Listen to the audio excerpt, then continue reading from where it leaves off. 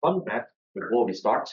Yeah, last semester we host the first ever GPT competition.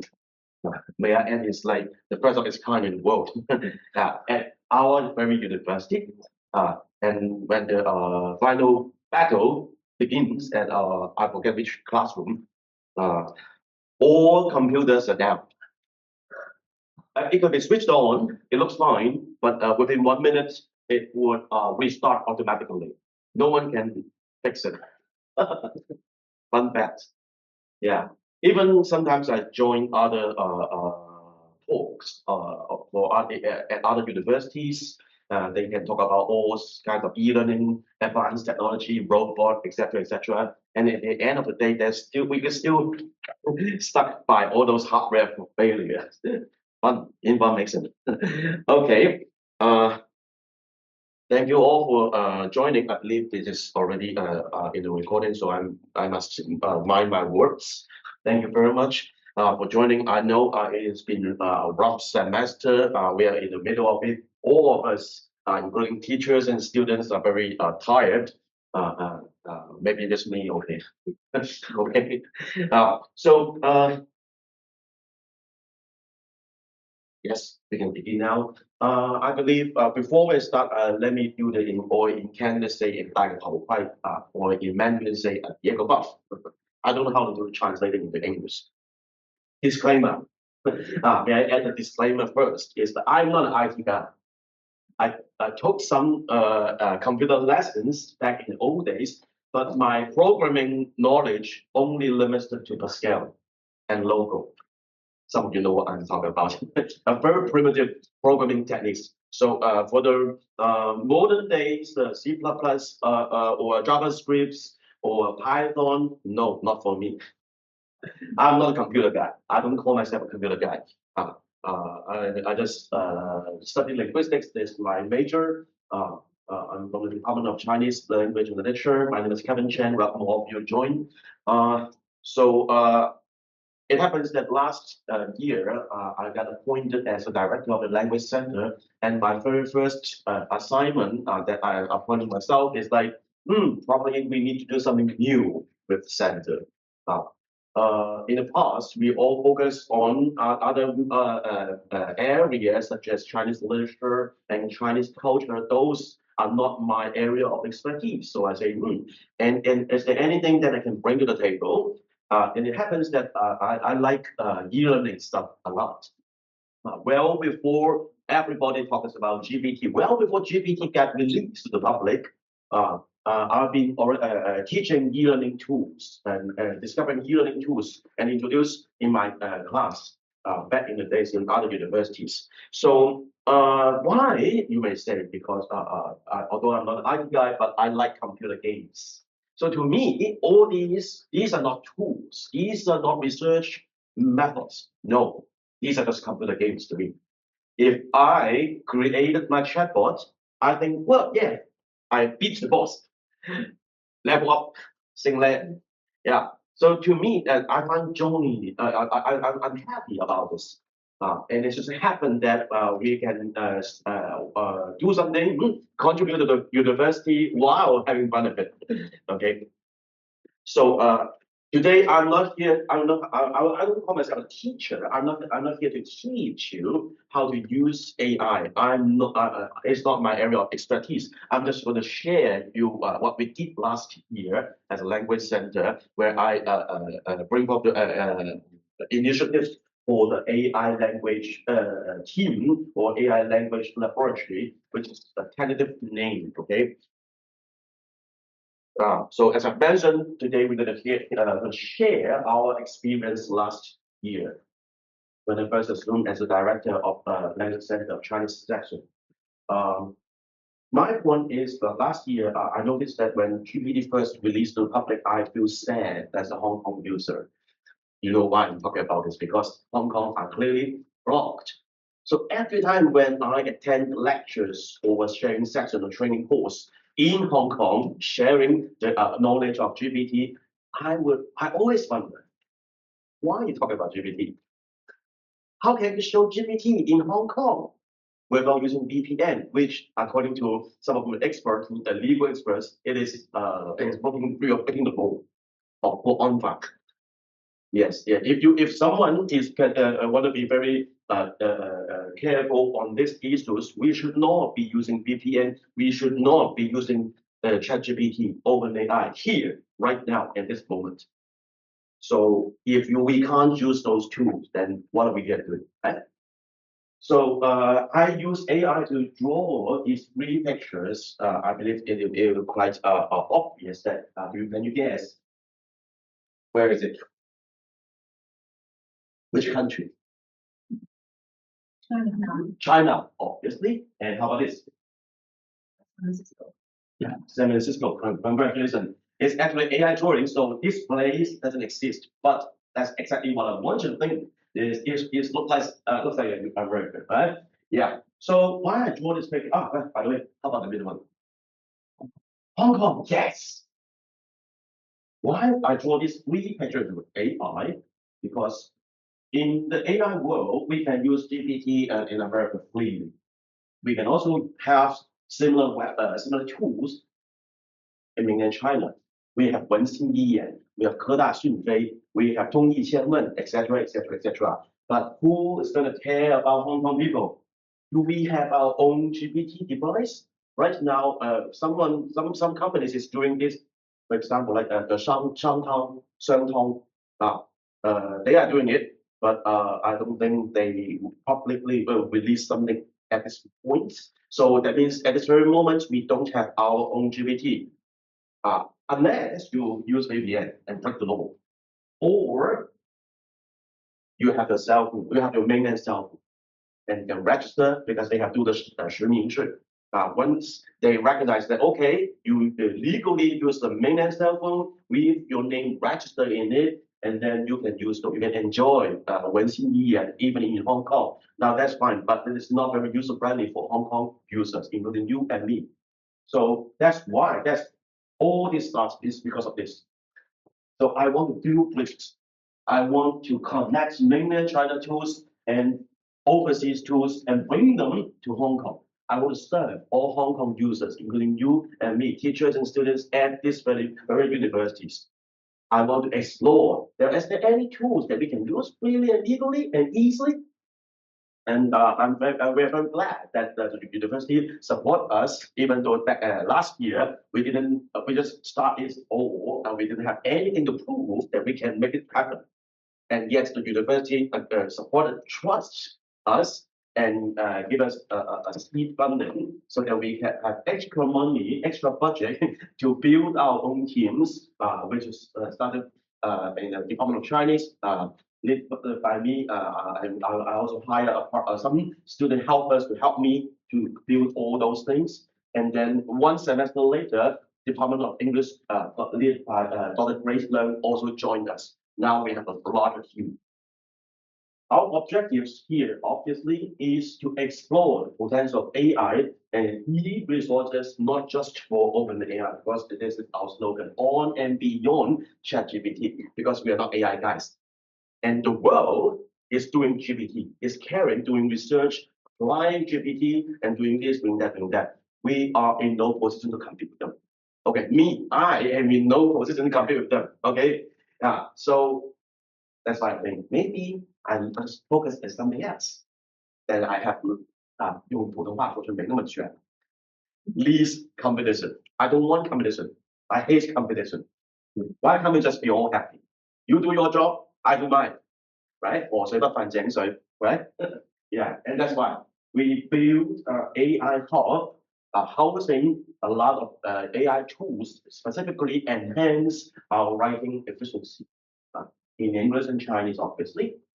And we also pay attention to the strengths and limitations of all these resources because we believe that there's no perfect tools.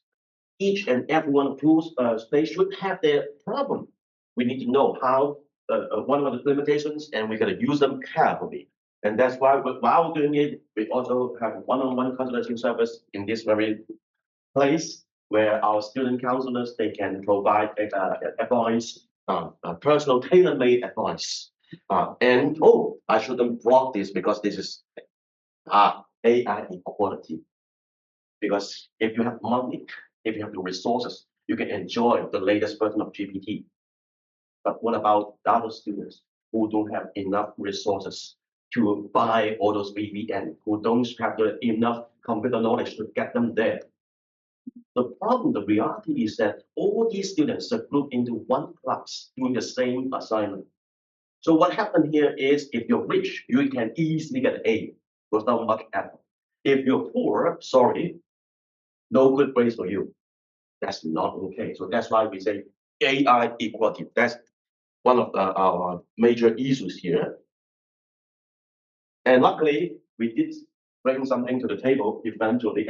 Here, just a brief list of a major achievement last academic year, where we first established an AI hub housing now to this very day, housing 100 plus digital tools. And we also officially launched 4 AI chatbots. As now is available on POE. I believe you all know that. Later on, don't worry, all the results I introduced today will be combined into one QR code. So at the very last slide of this presentation, you just scan this QR code, you can have it all. Yeah. And obviously free of charge. Yeah, but of course, for POE, every day they have a free tokens. So when you use up all the tokens, and then you have to wait for the next day, 24 hours. Or you may come here. You can welcome, join to this very place, RSG 104, where we already buy some tokens for you, so you can use it freely. Okay. I don't read one of the one by one. Highlight the key information. For example, we start a YouTube channel sharing the AI tools. We have our first, we have our AI open days, 5. Let's say 5 days. Okay, and we also have online workshop, and we also have the first ever. So I didn't this year, first ever GPT competition. What's next? What we what in this store? Okay, so what's next? Here, what I show you here is the recently published by UNESCO this September. 2 major documents. One is AI competency framework for students. So you know the matrix. As a student, you know what to improve. As a teacher, you know which to teach. What are the major concerns, right? So basically, we read from left to right, and you say, okay, that part is easy. That was the next level. B is B grade student, and here is the A grade student. So that it. And for this very presentation, of course, we focus on the next slide, which is the AI competency for a framework for teachers, or the teachers to be. Just to cover all of you. And of course, I don't have time to cover each and all points here. We don't simply don't have that time, so I will be focusing on how to AI foundations and application part and the AI technology parts, and see how we move from acquire this deepen and create. I believe I can safely say that most of you at least you can do this, because you must know some tools. You know what are the capabilities of each and every tools. Okay, the basic informations. Probably you have tried using AI to assist your teaching. You have this experience. You are there. But how can we deepen our application skills? Here, this is the major point that I want to cover that I've never talked about this in other lectures, other workshops before last year. Is that many people have noticed that using GPT to search for information. Many people have this illusion that okay, GPT is a good tool that I can search information. It's like a super Google, so to say. Why? It's actually, I can remember one of the course that I taught in the past. It's like 修辞学, 烧起号. When we say there's a slogan, it's like if you write good, when your writing skills is good, you can put up all the beautiful words, then your word is trustworthy. That's just a trick, mind trick. GPT tricked us. GPT use beautiful words. Every single sentence are grammatical. Yes. Does it mean that it's trustworthy? We thought so. At first, we all thought so. To me, GPT search, if you use GPT to search information, it's more or less similar to you go to 黄大仙搞签，你去黄大仙求签，其实也是差不了多少。Or fortune cookies, it's actually the same, right? No matter, sometimes it's correct, sometimes the prophecy is correct, sometimes it's wrong. But never mind, if they're true or not true doesn't matter. They can always give you beautiful poems, beautiful sentence, grammatical sentence. That's what fortune cookies can bring us, right? Isn't that just like GPT? Sometimes it's correct, sometimes it's true, sometimes there's delusion, but at the end of the day, they can always give us grammatical sentence. Does it mean that we can trust them? No, never. Never. So what do? We use RAG, retrieval augmented generation instead of GPT. Don't show it. Today, as I mentioned, I'm an IT guy. What the knowledge that or the information I share with you requires no programming techniques whatsoever. I'm just a very average computer user. Okay. So there were some tools, for example, Perplexity. I believe many of you have heard about this. Okay. We also subscribe we buy some tokens on Perplexity. So if you find a need to use it, then you are welcome to join this RG 104, and then you can enjoy our tokens. You can use this to search information. Now that is trustworthy. And there were more for foreign countries, for overseas countries or English papers. You can use this is developed by Stanford University, Stone. Okay, and for mainland user or Hong Kong user, as I say, we need to build bridges, right? FELO, hello. Hello search you can use in Hong Kong. No VPN whatsoever. No mainland cell phone. You just need your Google account done. And for mainland user, you can have other like Nihao or Tiangong AI. Those are the good tools. Those are not based on like OpenAI GPT. So that's why there will be no delusion. Mind you, before I go show some example, mind you, I'm here to say you can only use those in the brainstorming process. For example, if you're a researcher, you want to conduct research before you actually start your research or before you actually write your research paper, yes, you can use those to help you brainstorm, to help you find literature. Okay, but when you're actually writing it, when you actually want to write literature review as a homework or as a research paper, according to our experience, not so much. Okay, so it's just a start. Here is example that I use, but that's another tool. So Paper Digest, another good tools that it can help you to search paper. And here I took this liberty to search my own research. Mind you, I didn't actually type the title of my research paper. I just scrambled some keywords and then boom, boom, boom, boom, boom, boom. These are all trackable, traceable, real paper published online. Okay, and the beauty about it is that you may ask me, hey, I can easily do the same thing with Google Scholar. So why do I need this? Why do I bother, right? Because Google Scholar requires you to collect each and every one of the paper and read it one by one until you know which one suits you. I'm consuming. This is the beauty of RAG. The computer reads these paper and summarize them, mingle them into one paragraph or few paragraphs. It helps you to pre-read it. Okay, I'm not saying you trust them entirely. No, I'm just saying that this can save some time. At least you know. Okay, I read this sentence and say, okay, that suits my research. Now I click this and I read it carefully. This I don't care about the case in Guangdong province, so this skip. It saves some time. It helps you pre-screen the paper. So according to our experience last academic year, that really saved us a lot of time. And here is the below search 普通话动词儿化研究. One of our students from the FIP project, she wanted to conduct this kind of research and asked me, can you recommend me some paper on that? And I say, yeah, why don't you try this? You can use it in Hong Kong. You can type in Chinese character. They understand you traditional or simplified, doesn't matter. But if you use paper diagram, only English, of course. Okay. Same event. On one hand, it will give you the links of all the paper, so you can click it to check whether this is true or not. And this part summarizes for you so that you don't have to screen it one by one. You know which one is more relevant to your current research.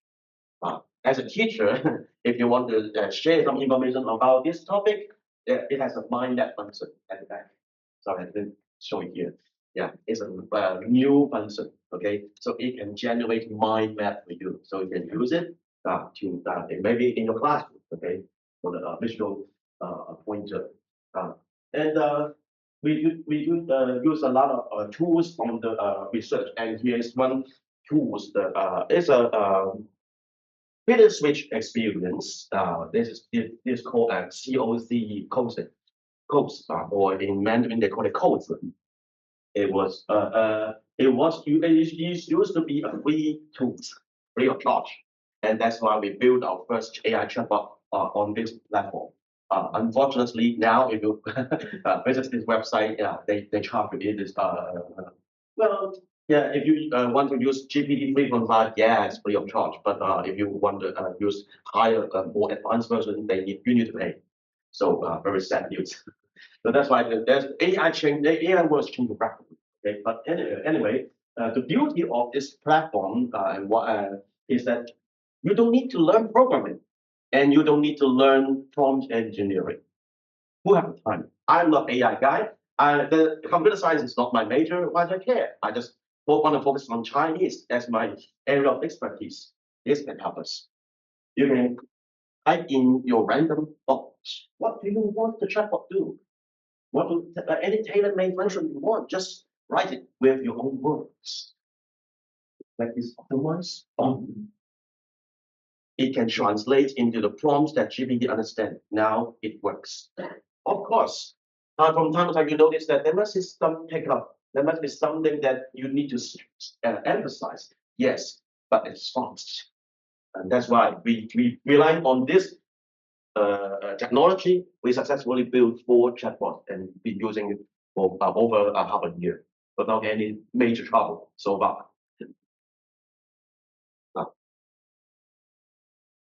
We successfully use those chatbots to write a number of grant proposals, and one got funding, the QESS funding. Yeah, we use AI to gain more AI stuff. It's a good cycle, right?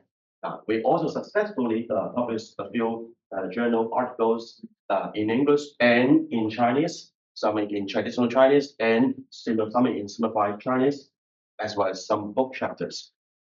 Why I mentioned book chapters because in the June 2024, within 2 weeks time, only 2 weeks time, we write 3 book chapters from scratch. And then within 2 weeks time, all done and got accepted. Because we use GPT Smart. I believe you all have this experience, like, I want to try to use GPT to make my research life more easier. Maybe it can help me to write. No, the result is it's not undesirable. I believe you share this experience, right? Yeah, but what if you use AI chatbot? What if you use tailor-made AI chatbot? Like this. I can upload my abstract. I can ask AI chatbot to read and comprehend first. And then I add more tailor-made instructions. I tell them what to do and what not to do. More important is what not to do. Do not add more information for me.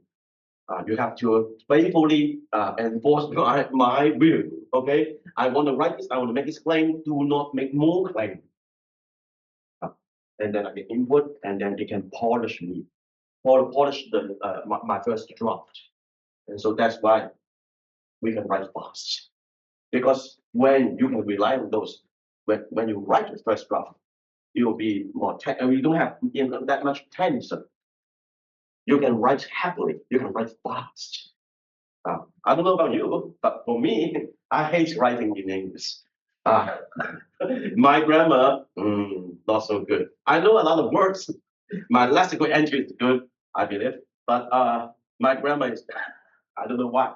Bad habit. Now we have GPT, and I just write. Grammar, what is it? I don't know. Past tense or future tense, let it do ask for me. But be careful, I'm not saying that we can trust it.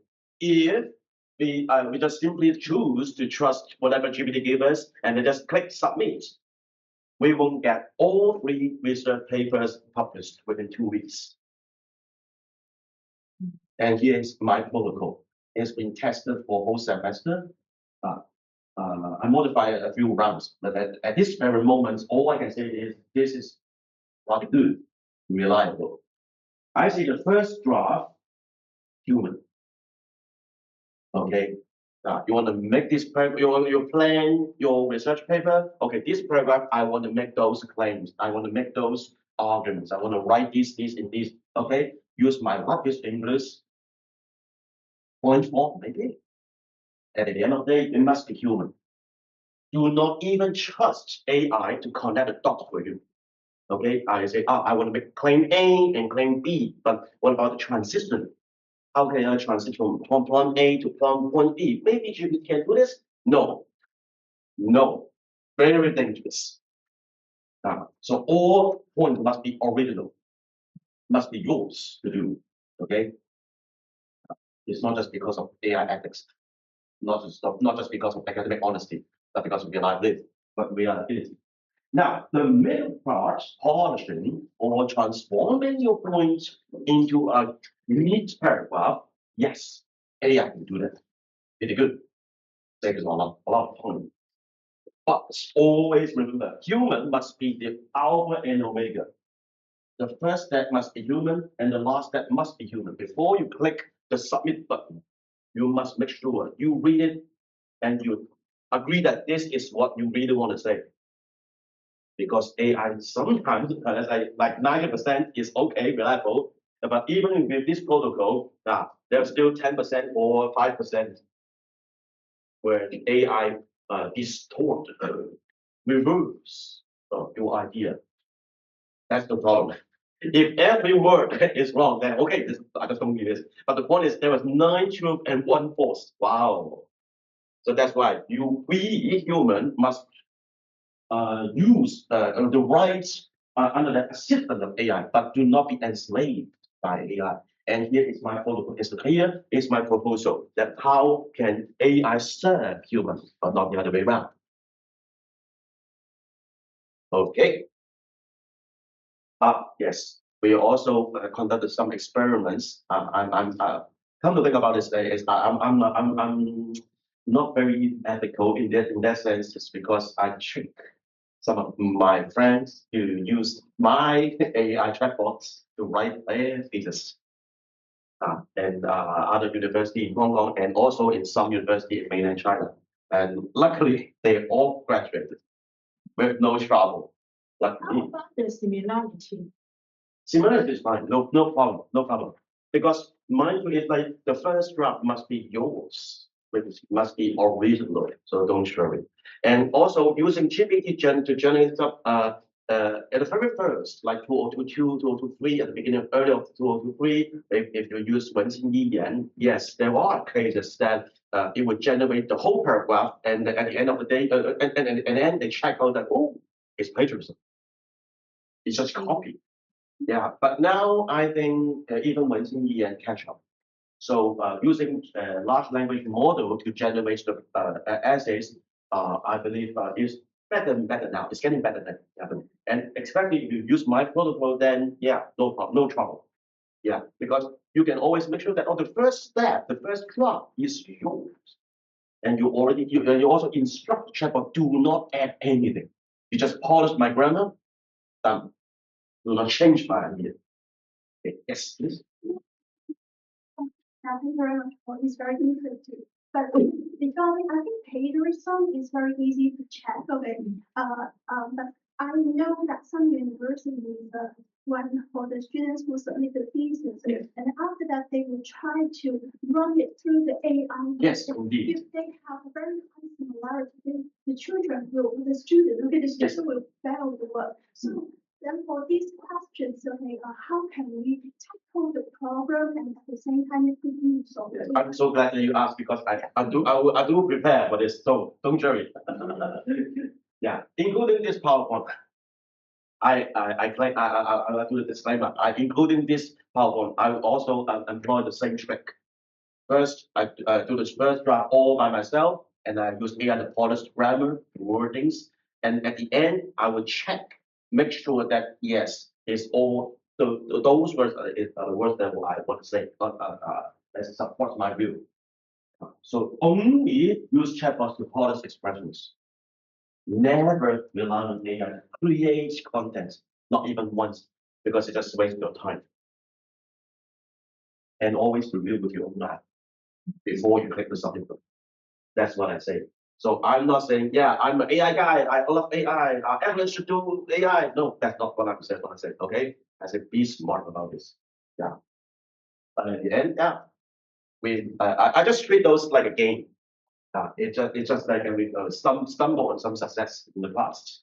The 4 chatbots we created, and then luckily we got published by Singal Daily, which is very, we are all happy. Our team is very happy. And right now we develop 4 chatbots. Don't worry, I will send you the link to all these AI tools. Okay, at the end of this slide, you have a QR code, you scan it and done. Okay. Why we focus on traditional Chinese? Because that's our #1 chatbot.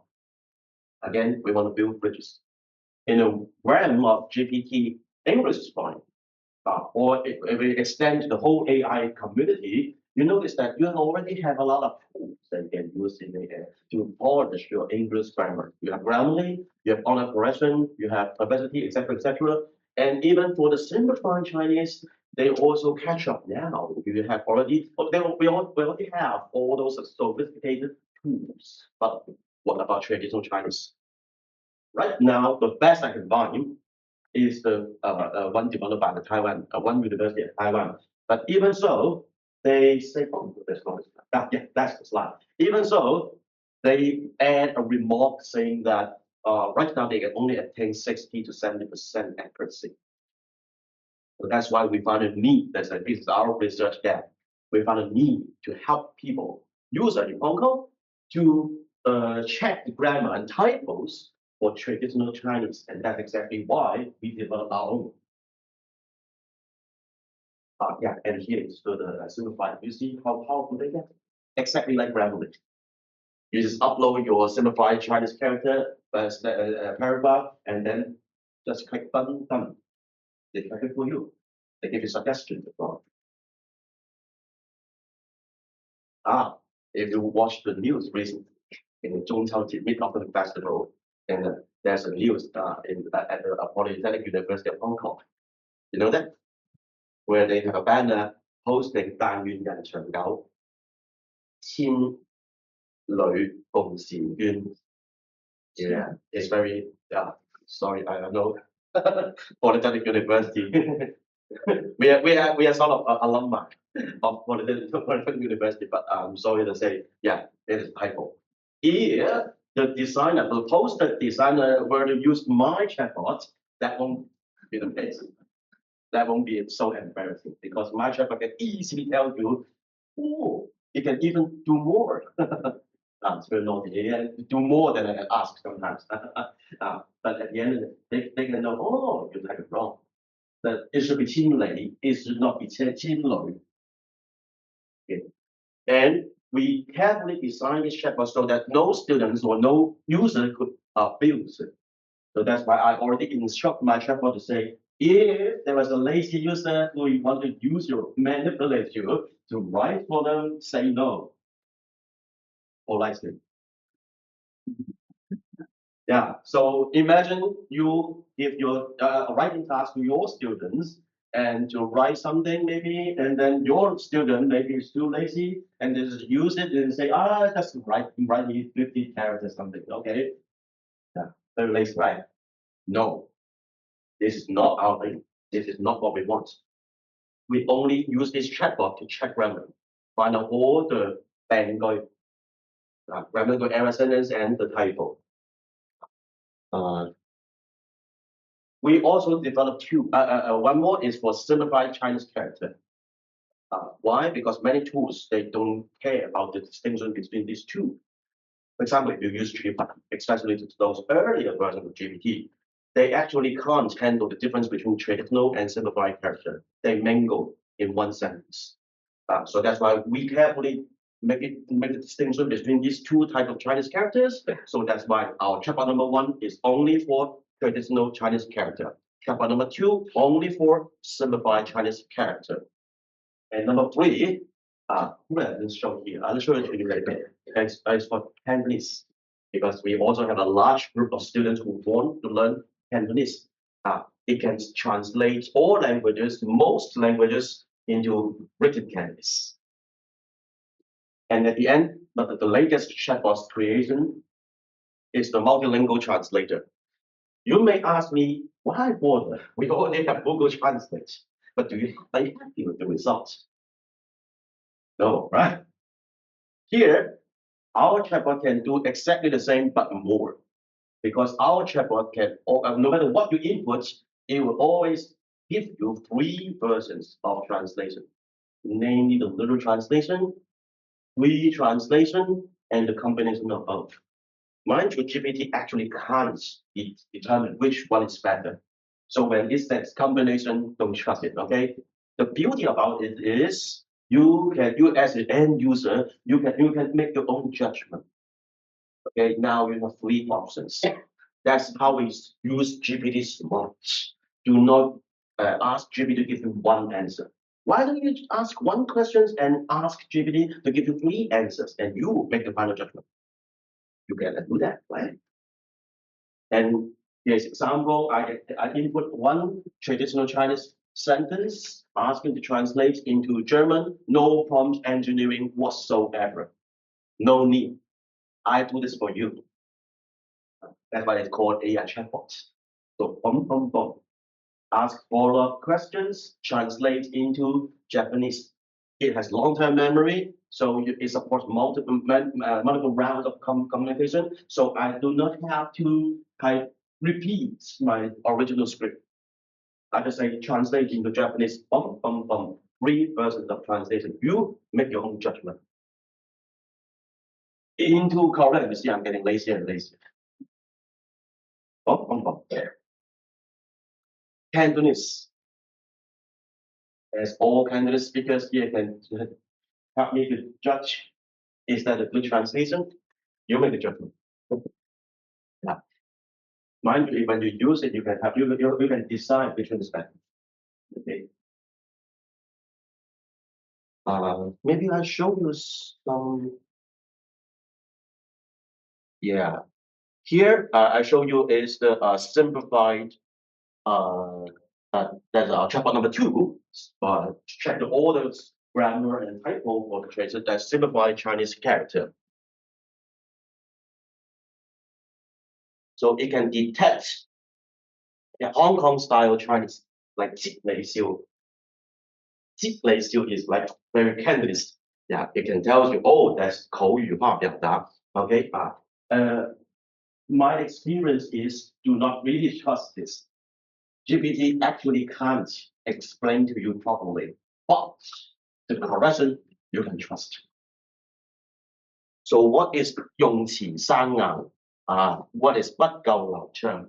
They don't trust. But the corrected sentence, the corrected expressions, yes, you can trust those. And here is the Cantonese writer. Imagine you're from mainland or Southeast Asia, you don't know anything about Canada, you wanted to communicate with Hong Kong people, what do? Naturally, you input a standard written Chinese version and from 我好中意食水果。Here is traditional. Yeah. Sometimes when I do my testing, I tend to do this. I want to make sure that it won't be abused. If you want to be lazy, just write me a story about CHK, 100 characters. No.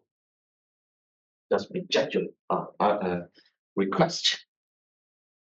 Okay, and here is the prototype. Photographs. When we first develop our chatbot on the platform codes. Unfortunately, now you have to pay. So, yeah, I believe we have already subscribed to it. So, if you want to get a taste on what is happening on this platform, feel free to drop by again. Sorry for over advertisement. Okay. Now, the next part concerns many, for example, if you're teachers, when you use AI to reduce your tension. First of all, if you were to read this for paper or essay or homework, etc., etc., it will be very time-consuming. It will be a rough job. If typo, ungrammatical, you don't have time. You can't concentrate on the content, on the logic flow, right? And what we do, probably if you are a very hardworking teacher, then you have to read over and over and over again, time consuming, right? What if you have this at your disposal?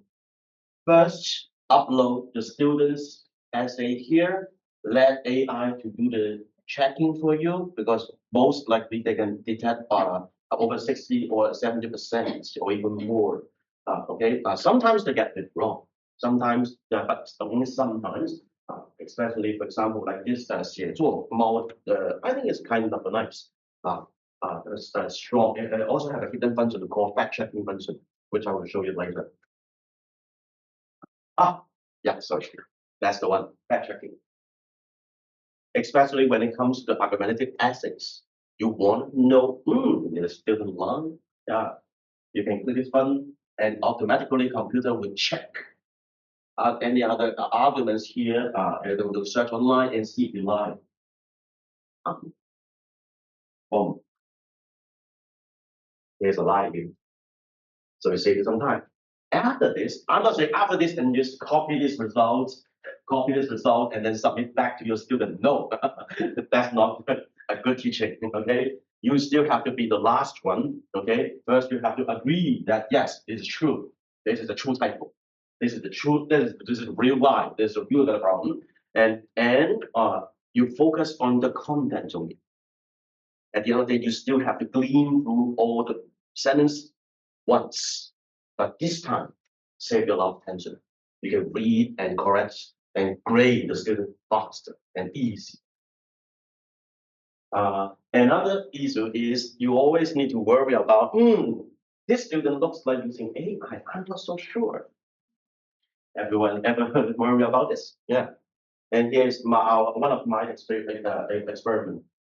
Some of the teachers from the Chinese department, you know what I'm talking about when you teach 大一國文, 大一國文. There is a homework which coming up soon, very soon, where the students were to design or to write about a drama script based on the story. Now the problem is GPT can easily generate a good drama script, and you don't even know it. Probably you need to worry about this, right? So that's why I tell my students in the F23 semester, before I tell them to do this, write this, I will tell them, in this semester, I want to try something new. I have some method that I can detect whether you use GPT or not, but I'm not going to tell you how to do that. Because if you tell them, they know, right? That's the trick here. Now the flow, the protocol here is first they submit their drama script, and then I upload their drama script. Of course, there's no personal information. I delete all the sensitive information, including the name or the student ID. I delete them, of course, and then I just upload them on GPT. And my prompt is generate 15 multiple choice questions, each have 4 answers, only based on the content. And now for each group, I have a set of MC questions. The next lesson, I say today we need to spend 10 minutes time, not on teaching, but I will give them certain quiz. I'll give these questions back to them. Say you write that. You submitted 2 days ago. So there is no reason for you to fail this test, right? The beauty about this is like, first of all, I give them some buffer, of course. I say, if you score higher than 80%, then you're safe. So to say, yeah. The beauty about this is, I didn't plan on this, okay? One group, after 1 or 2 minutes, and they raise their hand and say, hey, this is not our message. This is not our set of questions. It's completely irrelevant. And that moment I know this works. Because what happened is I generate the questions and then I mark one group that marked it wrong incorrectly. The 2 groups get mixed up. So group 2 get group 3 multiple choice questions, and they would know immediately just from the multiple choice questions. And at the end, I say, okay, then you are safe. Immediately you're safe. Because if you're too lazy, if it is not written by you, how can you tell? So fast. So I say, this group, you are safe. Bye-bye. You don't have to take this anymore. Yeah. Of course, this is only one. We only tried once. Probably this semester we try it again. So we'll keep you all updated on the progress. But you're welcome to join. Why do we care about this? Because there's a lot of myths regarding the AI detection. Thank you for asking. First of all, we think that AI always have so-called AI hallucinations, all the fake news, fake information, but actually depends on whether the student knows the tricks. Because if you're good, you're smart enough, you know how to, you can use some AI tools, GPT tools that can link search on the internet in real time to ensure that all the outputs are traceable, are true. So what happened then, right? And also there were some colleagues saying that if the creativity is low, then probably it's GPT. Again, it's only a myth because there's a parameter called temperature. For each and every one, the GPT tools, they have the temperature value, okay, ranging from 0 to 1. 0 is less than poor creativity, but safe. Every single word is safe. 1, very creative. Okay.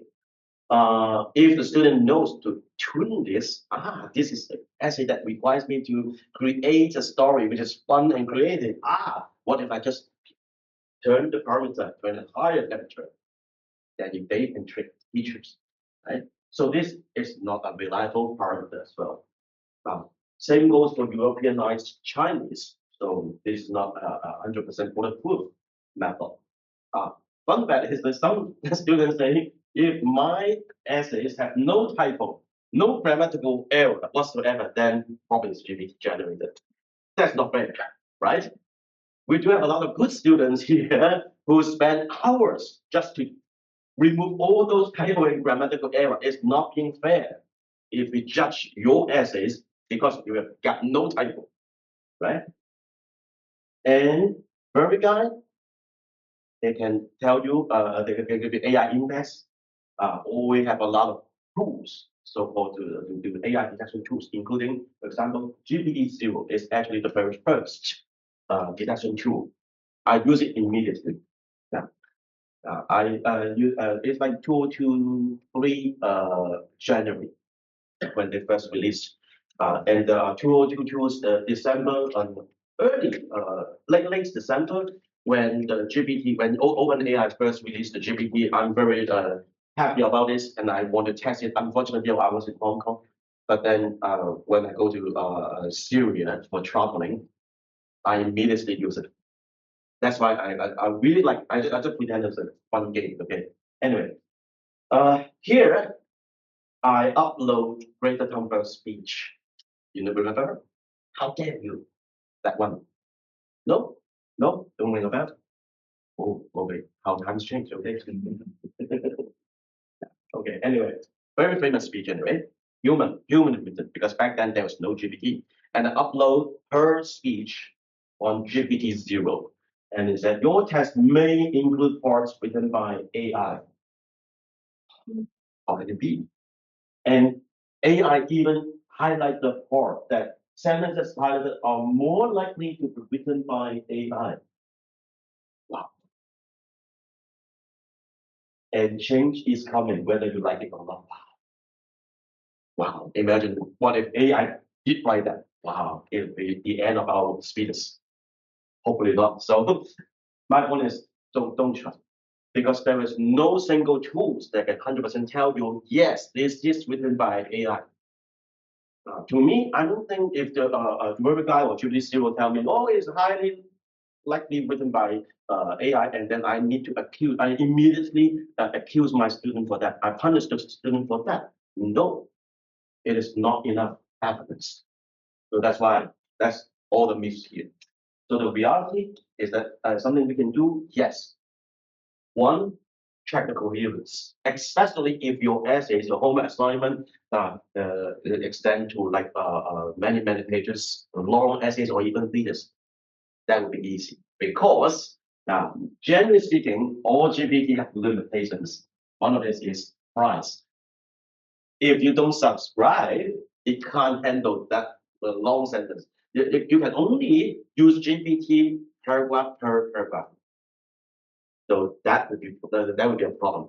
If you ask GPT the same question 10 times, would the results be consistent? Not so much. So imagine if you have to write a thesis paragraph by paragraph using AI, the consistency. Yeah. So that's why those something we can do. That's something we can do. And also some students are very lazy. They just try to copy and paste. And then you think that would be like a Frankenstein and they can submit it without even order to change the writing style or even font type. Bad move. Yeah. So if as a teacher, the fast technique is like I just open your, I just turn your essay and then I check the font type. If you make something, yeah, then I gotta be careful because A, maybe you use GPT, or B, maybe you just copy from Google. Either way is bad. So yeah, that's one thing. And also when it comes to literature, literature review, the first time I caught a student, a confirmed case, by the way, a confirmed case of using GPT to generate the article is that the whole paragraph, academic article, all the literature are fake. Yeah. So that's why that's something you can do. Focus on the relevancy of the literature. If you quote something that is totally irrelevant to your main argument, to your whole research, that is a red flag for you. Okay. One of my students unfortunately tried to quote one paper about candidates, but when I click it, I say, doesn't make sense. That paper is not about candidates grammar. That paper is about some kind of neurology or something. It just happened to be the subject of candidate speaking people. Yeah. Now, the final message I will deliver is that our discussion is always messed up, mingle all these cases together. I say, why don't we just divide and conquer? Now, we need to separate these cases and then talk about it one by one. That's how we conduct academic exchange systematically. For the last 4 types of students, what happened is some of them may use their own human efforts to write the homework. Some of you use AI, so then we have 4 different cases. But at the end of the day, these 4 groups of students, they do not write good paper. So the end result is bad. As a teacher, you just read it. I don't care whether you use AI or not, human or not. Well, it's bad. So AI or not doesn't matter anymore. So we can immediately delete those four, ignore those four. Those are not the focus of our communication. Number four, it doesn't make sense either, because how can one student do not use human effort and not using AI and get good result? Probably not. Yeah. So this should not be possible. Now the remaining three is worth talking about. This should be the focus of our research. First, type 1 student, they use human effort, they also use AI, and the result is good. The first question is, should these students receive good grades? It's not an easy answer, because to some schools, some university, just like when we say, AI index, well, is 30% or 50% are out in minutes you fail. So according to those standards, type 1 student would fail. Is that fair? I don't know. We all need to discuss. Yeah, I'm not a researcher in AI. I'm an AI guy again. So I'm just here to bring this question so that we can have a focus. Because all those AI related discussion and exchanges are so that's happening together. And type 3 students who do not use human effort, only use AI, and still they get good results. If that happens in your course, does it mean that your assignment, your AT should be revised? There must be something with the setting, right? And group 2. Type 2 students use human effort and never use AI, and the result is good. Traditionally, an A student, right? Should they get higher grade than type 1 student or no? Difficult questions. But that's not one of the address moments. The key question I'm more interested in is, should type 2 students receive better grades than type 3 students?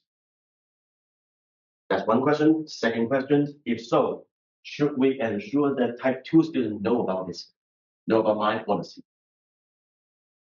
Yeah, not easy question to me. I don't have a good answer, but I just want to focus on our topic of discussion to these. Okay, no good answer again. So explore for the future.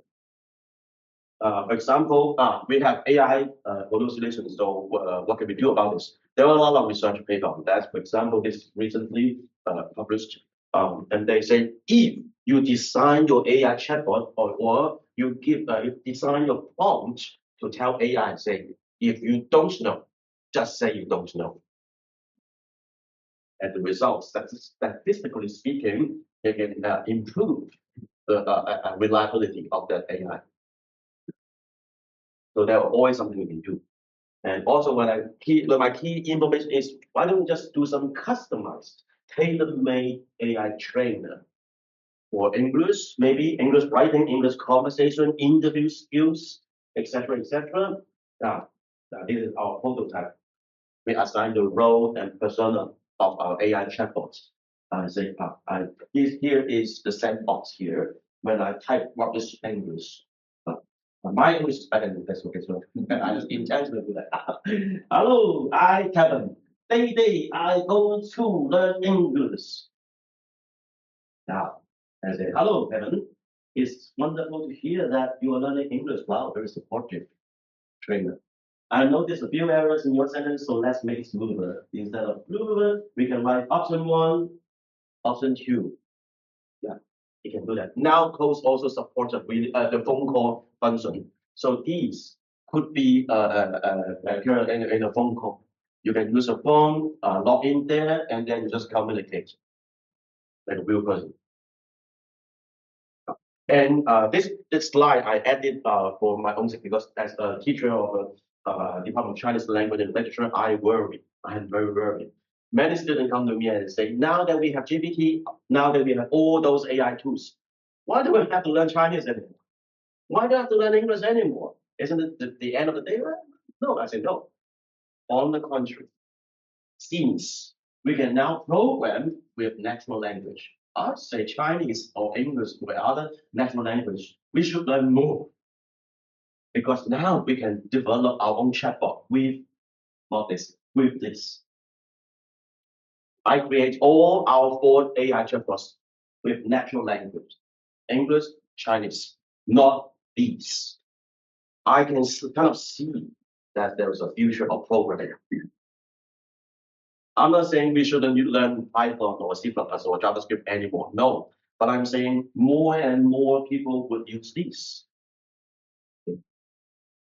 By the way, our tools now it's not very active on Coast, but it's still ranked number 3 as a writing assistant tool in China. Here are some takeaway. Digital tools, I don't care, it's AI or LLM, etc. They are inevitable. Inevitable. This is the new trend. This is the new normal. Like it or not, you have to accept this. Okay. Understand the strength and limitation of these tools and train your student to do so. Okay. Sometimes I will assign some tasks for them and say, use this and tell me, do you like it? And do you, but more importantly, why do you hate it? What any problems with it? Okay, don't just say it is good. And more importantly, talk to us. Let us together explore some tools and tailor-made tools that can serve you in your course or even in your research. Because now we're talking about not general GPT anymore. We're talking about very specific tools. Each and every chatbot have a very specific task. Some focusing on your checking the grammar detection, typo detection. Some designed to increase your ability or the proficiency and accuracy. So you may have each and every one of you should have different needs in different courses. So just tell me because I don't know. It's only me and my colleagues, Dr. Grace Leung. We two are not enough. We need to communicate with you all. Just tell us what you want to achieve, and we can use our magic lamp to make it happen. Okay. So yes, Plan A, you can drop by in these hours and talk to our student consultants about AI stuff. We already download all AI tools in this very computer. And here, finally, I see many of you ready for the cell phone. Yes, if you scan this QR code, you can get the whole list of all the AI tools that are introduced today. We also upload those on our official webpage. You can find 2 banners. One is 學習資源, the other is AI 資源庫. Both, okay, both things you can find. Okay, and here are 4 chapters here. And also courtesy to Dr. Yang Yike and his student Mr. Han Dong for contributing a big part of our AI Hub. Thank you very much. Oh yes, I will lead by example. We request our students to fill in this form. I do the same. Yes, I use this to check my grammar, and I use Wen Xinyan to generate photo, and I sign here. So okay, thank you, and all questions around. Thank you.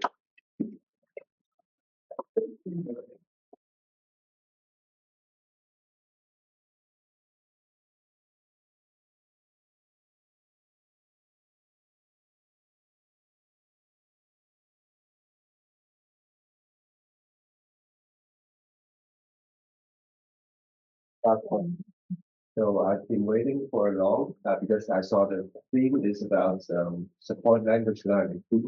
And been waiting for long. It's all about like how to grade your essay, how to maybe I don't know my tricking features how your essay is written. But I haven't seen really advices or really how AI helps students to learn languages. Good, thank you. Yes. Again, because I need to focus on I thought today the crowd is focused on the teaching part, so that's why I lean towards that. But of course, we also have a lot of tools that can help you to increase so-called the internal effort. The more AI use you yourself, your brain, your language ability increase. Now, generally speaking, when students come to our consultation sessions and ask these questions, this is one of the tools that we like to introduce.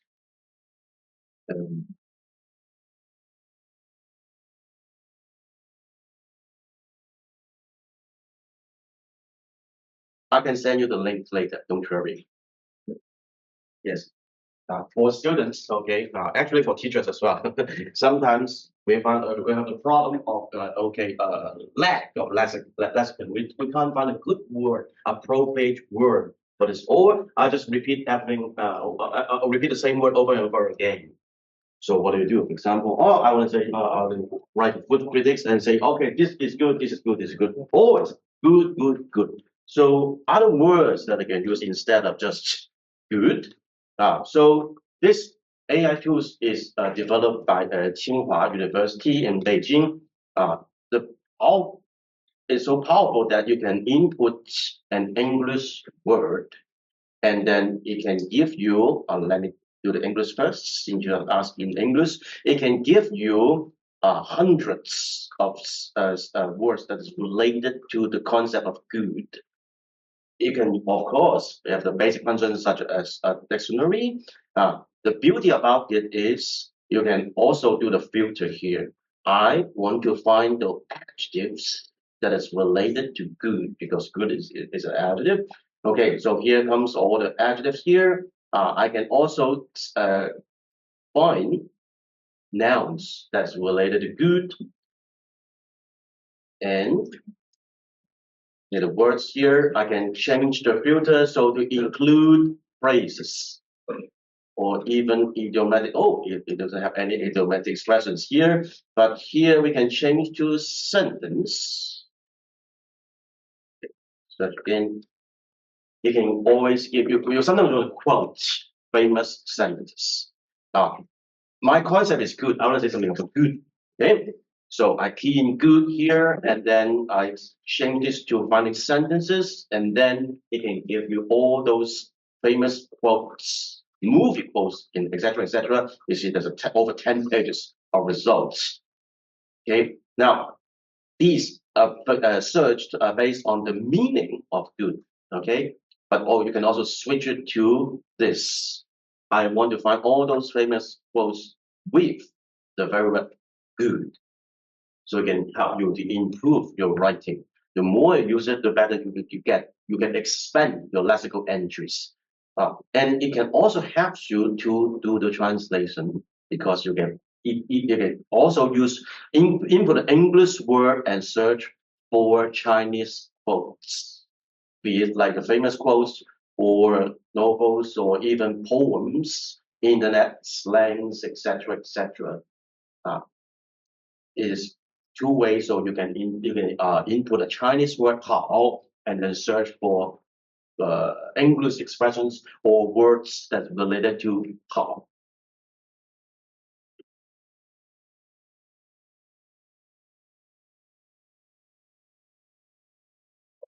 Right.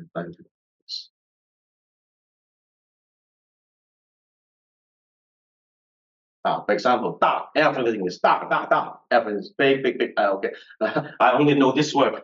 So what happened? You just key in da here, and it can give you hundreds of words that's related to this. And which one to choose? You may ask. You can just put a mouse here and click here. You can make your own judgment. Make your own judgment. You can also put a filter here. And make sure it is the verb. And when it comes to Chinese character, you can even constrain the number of words. For example, I want it to be one character. So all the results becomes one character. 3 and 3.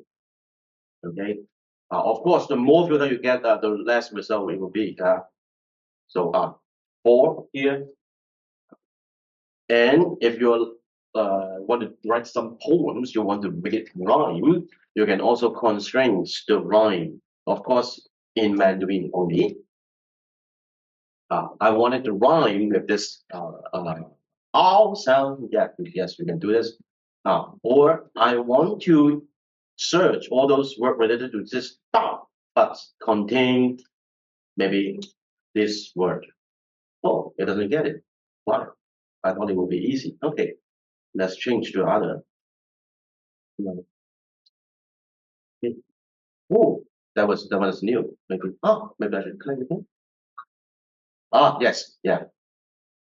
So that's why sometimes if your filter is getting harsh, you get add more and more requirements, then the result is bad, of course.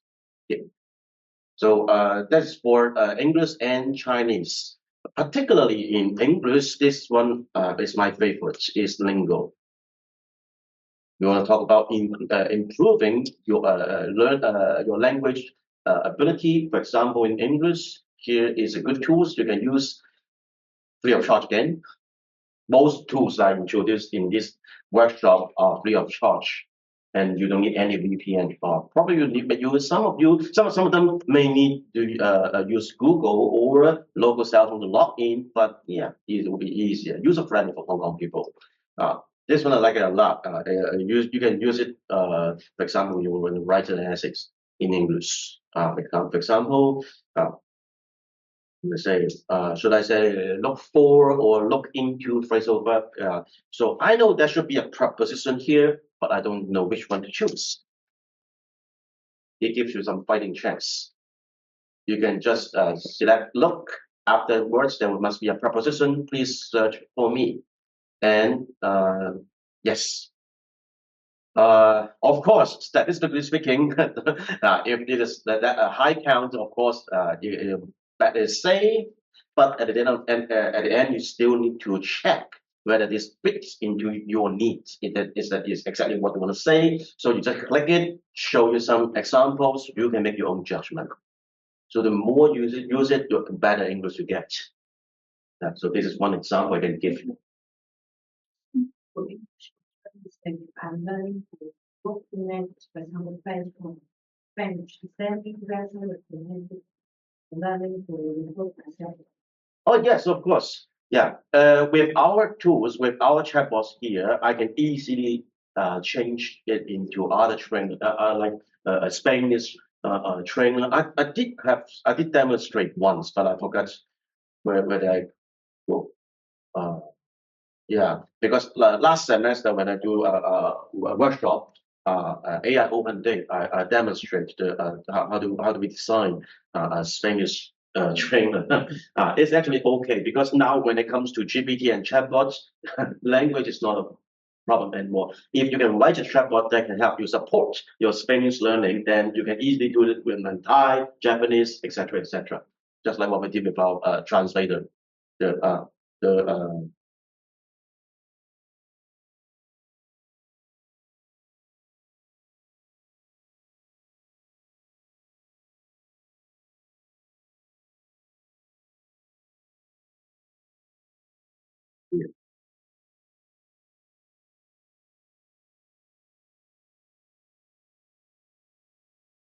So you can translate this, translate any languages.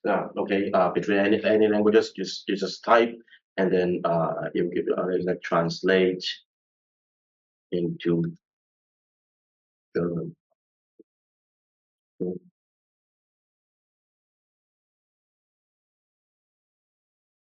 Pardon me for my Spanish style, but it's a little bit rusty.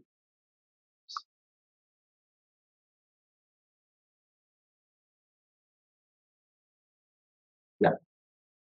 So that's why I can input the Spanish and then ask them to translate into German, and it's still give three versions of translation. Yeah. But of course, we can easily build you AI chatbots that you can use your texts, input text, or oral communications. You can make a phone call to the chatbot 24/7, and it can be the personal trainer, free of charge. Well, not free of charge. You have to subscribe to. And again, cost is mean. Yeah. The whole internet shook once it suddenly changes policy. Sorry. How does it work on phone calling or phone chatting with the ChatGPT or Yes. I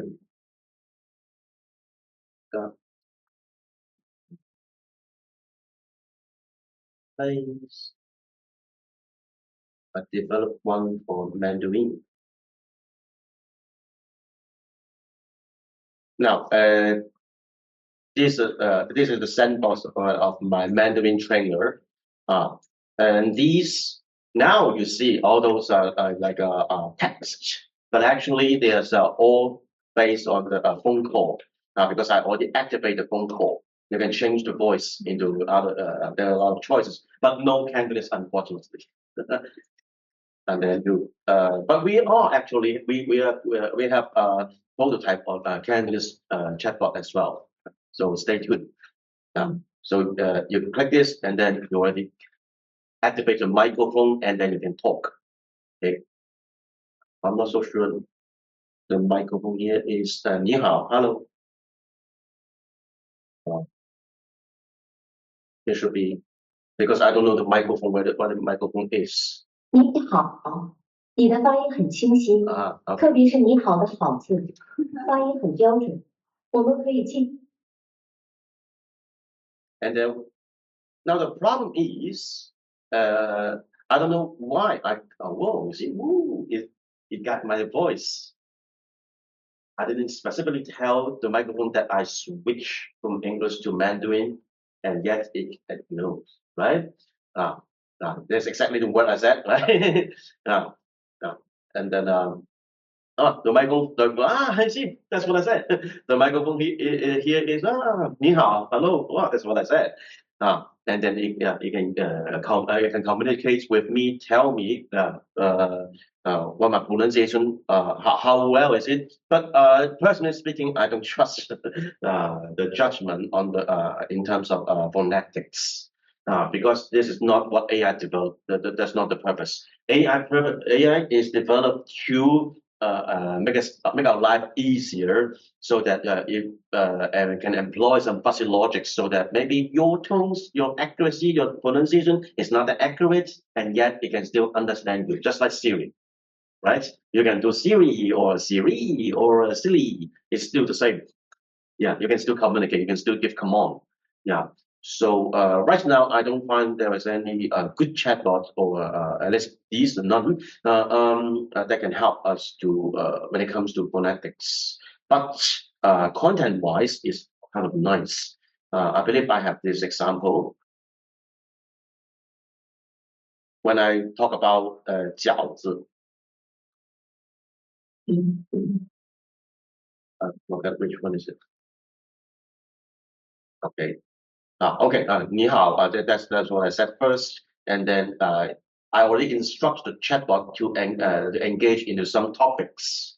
So I give you a short command is like 我想找工作, and then it begins to communicate with me, talk about, okay, you may talk about 找工作的过程, the process, or related vocabularies, okay, and then it recommends me to use these vocabularies to make my presentation better, expand lexical entries like 简历、面试, they're all relevant to my current topic, which is 找工作.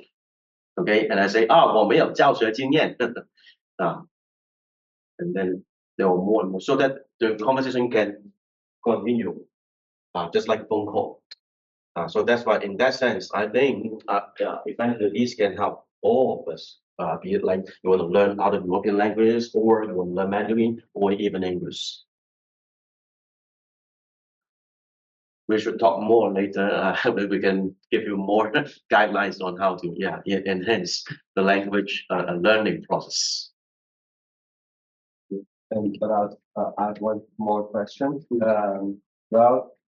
Since you talked about the writing, especially the academic writing. Yes. So I found that this seems like with the ChatGPT or other AI supportive tools, I'm not sure about the language proficiencies of nowadays students or university students, to be precise.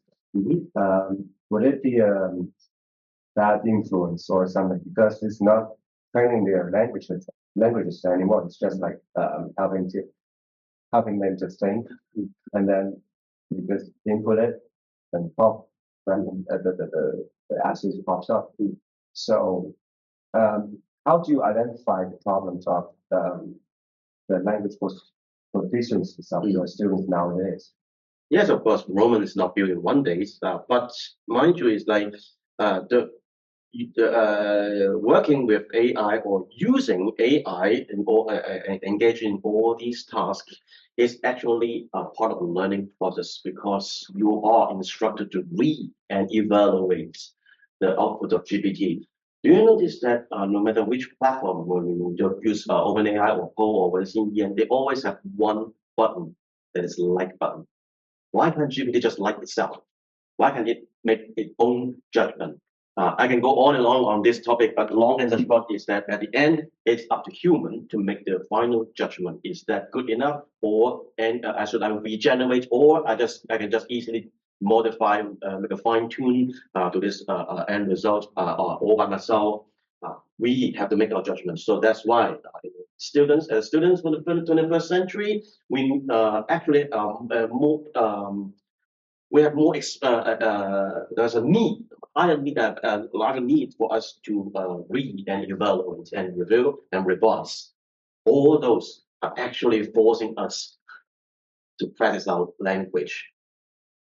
In the future, not now, I say, but in the future, near future, I can kind of picture that our students in the future, in the coming few years, they actually need to read more. Because if you use GPT, you can generate just for one essay. Generate once, I don't like it, regenerate, and then regenerate, okay, and read it. Yeah, better, but still, okay, that command. Oh, this is okay, but I want to make my own final judgment. All this requires your evaluation skills. At the end, we still need to improve our language ability. You need to be able to judge. Otherwise, what if I just give you the, for example, I don't know if you speak German or not, but how if you don't speak German, how can you tell which one is better?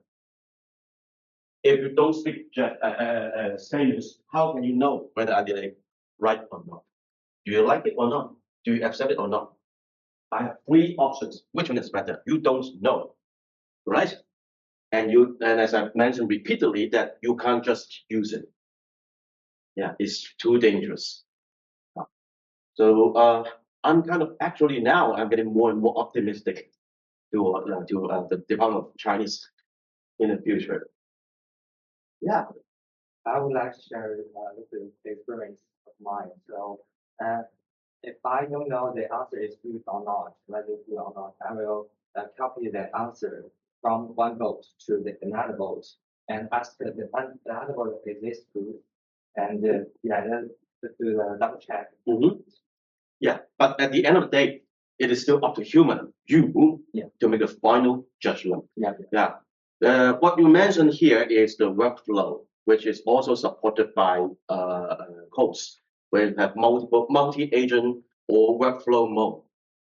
Yeah, you can ask the chatbot to assume multiple roles. For example, you can write a grant proposal chatbot, and then you can assume there will be many reviewers. One reviewer is from the linguistic side, the other is from the university side, the other is from the, I don't know, anyone, okay, or layman's public, general public, and each and every one of the role should evaluate my grant proposal and give me comments.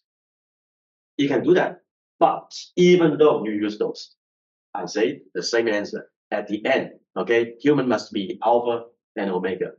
The last step must always be human because it's only you know is this suitable or not.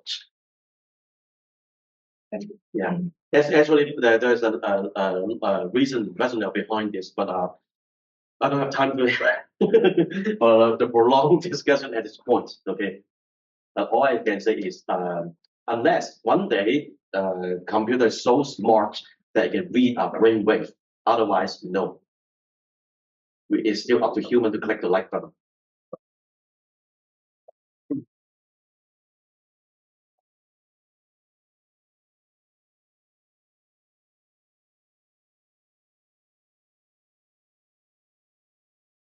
Funny, normally I tend to overrun. And I actually hold back a lot. There's a lot of fun tools you can see from here. There's a lot of fun tools here. Yeah. So I actually hold back today. So that's why you notice that I have, oh, why there's no limit? Yeah, because I tend to overrun. Ask my students, they know. Yeah. And after this project, maybe this AI trainer project, do you have any other ideas in mind for what's your next step? Yeah, my proposal is that you should use your own chatbot. You should have your own chatbot. We can have it with that, but don't think of, okay, there must be one chatbot for all people. There should be one AI for all people. No, that's too general. Then that means it's useless. That's just like OpenAI. If it's OpenAI, plain OpenAI at the screen, whatever I like, and then the output is not is undesirable. But if this is served for one type or one specific purpose only, then the result is very reliable. But there's some of my early experiments where I'm a little bit greedy, and I tend to create chatbots that serve 3 functions, just 3, not many still, right? And the result is not good. It's not reliable. Yeah. So that's why now I tend to, okay, simplify Chinese character detection 1. Just do this one single function, one chatbot, because I want reliable results. So you tell just come to drop by anytime. Tell us what you need, and then we can help you. Like training your Pokemon, right? Well, yeah, Pokemon probably have 1 power, I guess. Yes, yeah, good analogy. Yes, thank you. Good analogy. I'll probably use your analogy next time. Good. Those are really like my Pokemons, right? Thank you. Thank you. Thank you.